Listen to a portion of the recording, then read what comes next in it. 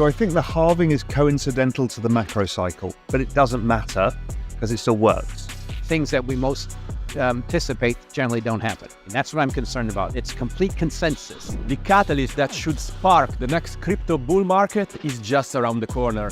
We are less than 200 days away from the Bitcoin halving. Halving events have marked the beginning of the most impressive bull markets in Bitcoin history. But does the Bitcoin halving really guarantee the price of Bitcoin will go up? And most importantly, what should we expect from the next halving set for April 2024? In this video, I'll explain the significance of the Bitcoin halving, its impact on prices, and why the next halving may play out differently from previous ones. I'm Giovanni, and this is a Cointelegraph report.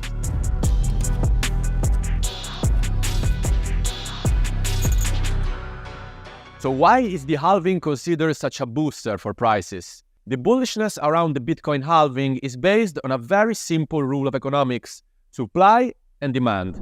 Approximately every 4 years, the rate at which new Bitcoin is created is cut in half during the halving, which creates a supply shock. Basically, after each halving, there is less new Bitcoin entering the market, which means if demand remains constant or increases, the price of Bitcoin should go up. Also, the halving event attracts a lot of media attention to Bitcoin. It generates hype and excitement around the asset, which tends to have a positive effect on prices. At least, that is how it has played out so far. As you can see in this chart, the price of Bitcoin has gone parabolic in the months following each halving. So does that mean Bitcoin's price is automatically bound to skyrocket after each halving? That would be awesome, but the answer is no. And here is why. First, as I mentioned, supply is only one side of the equation. The other is demand. While the supply of new Bitcoin decreases during the halving, demand does not necessarily go up. And if demand is stagnating, big upside price moves are unlikely. Second, the halving's impact on the supply of new Bitcoin gets smaller after each one of these events, and it will eventually become irrelevant. That means demand, rather than supply, is becoming the main factor impacting Bitcoin prices. Third, the halving is an entirely predictable event. We all know well in advance that it will take place and when, and that may undermine its influence on prices. Imagine that a surprise party is about to happen, but everyone already knows about it, so they start partying in advance. When the actual surprise party starts, it is not that exciting because everyone already knows about it. Mike McGlone, senior commodity strategist at Bloomberg, told us more about this specific aspect. Who has not said anything bullish about cryptos because of the halving? That's what I'm concerned about. It's complete consensus. Things that we most anticipate generally don't happen. And to speak about it this much beforehand that's not an issue that really affects markets. Okay, you must be thinking, if it isn't the halving, then what is the catalyst behind Bitcoin's cyclical price uptrends? Well, there is always a combination of factors like market sentiment, regulatory developments, and adoption trends. But the most important one is macroeconomic factors. In particular, I'm talking about M2, or money supply, which is an indicator that shows the amount of money circulating in the economy. Essentially, M2 shows how much cash is available to people for buying goods and making investments. Periods of high M2 usually correspond with low interest rates. Basically, when borrowing money is cheap and there is a lot of cash floating around, people are more likely to invest in risky assets like Bitcoin, which means more demand. That is clearly visible in this chart. Historically, peaks in money supply have coincided with crypto bull markets, and money supply bottoms are correlated with bear markets. And guess what? All previous halvings happened during periods of high monetary supply. That coincidence has fueled the belief that halvings are a booster for Bitcoin's price.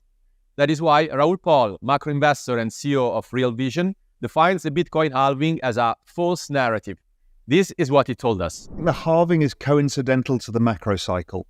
It just so happens that in 2008-9, magic things happened.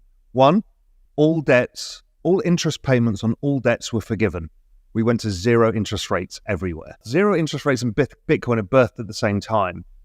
And the macro cycle is this debt refi cycle every 3.5 years to 4 years that happens that exactly corresponds to the crypto cycle. I think it's coincidental. And so that leads us to a crucial question. Is the next Bitcoin halving going to spark a major bull run? The answer is probably not, unless macroeconomic factors don't come into play. As we already showed, previous halvings coincided with periods of high monetary supply and low interest rates.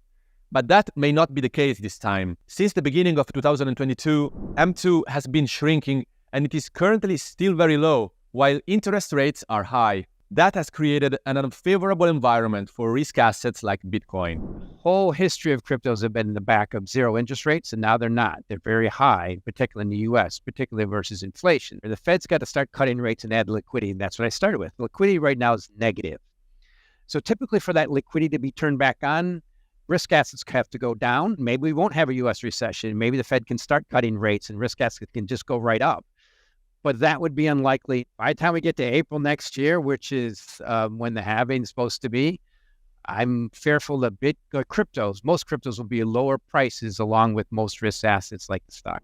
So the main takeaway is this. Unless there is a significant change in the macroeconomic environment, the price of Bitcoin is unlikely to rally solely because of the halving event.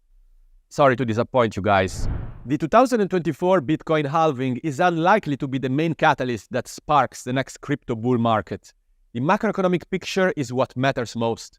In particular, global liquidity would have to increase, and interest rates should go down in order to enable the next parabolic move. However, this should not undermine the significance of the Bitcoin halving in the long term. While it may not have a direct impact on prices, the halving remains a core element of Bitcoin's value proposition, that of a scarce asset with a fixed supply comparable to gold. That is the property that has made Bitcoin one of the best performing assets of the last decade, and potentially of the decade to come. That's all for today's video. I hope you enjoyed it. See you next time.